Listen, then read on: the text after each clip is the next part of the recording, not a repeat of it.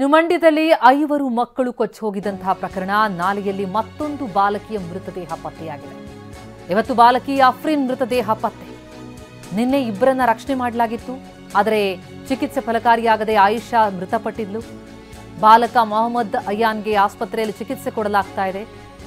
ಇವತ್ತು ಹನಿ, ಅಫ್ರೀನ್ ಮತ್ತು ತರ್ಬಿನ್ಗಾಗಿ ಹುಡುಕಾಟ ನಡೆದಿತ್ತು. ಆ ಹುಡುಕಾಟದ ಸಂದರ್ಭದಲ್ಲಿ ಓರ್ವ ಬಾಲಕಿ ಅಫ್ರೀನ್, ಆಕೆಯ ಮೃತದೇಹ ಪತ್ತೆಯಾಗಿದೆ. ಮೈಸೂರಿನ ಕೆಆರ್ ಆಸ್ಪತ್ರೆಗೆ ಮೃತದೇಹವನ್ನ ರವಾನಿಸಲಾಗಿದೆ. ಸದ್ಯ ಮತ್ತಿಬ್ಬರು ಬಾಲಕಿಯರಿಗಾಗಿ ಈಗ ಹುಡುಕಾಟವನ್ನು ನಡೆಸ್ತಾ ಇದ್ದಾರೆ. ಹನಿ ಮತ್ತು ತರ್ಬಿನ್ ಅವರಿಬ್ಬರಿಗಾಗಿ ಶೋಧ ಕಾರ್ಯವನ್ನು ಮುಂದುವರೆಸಿದ್ದಾರೆ.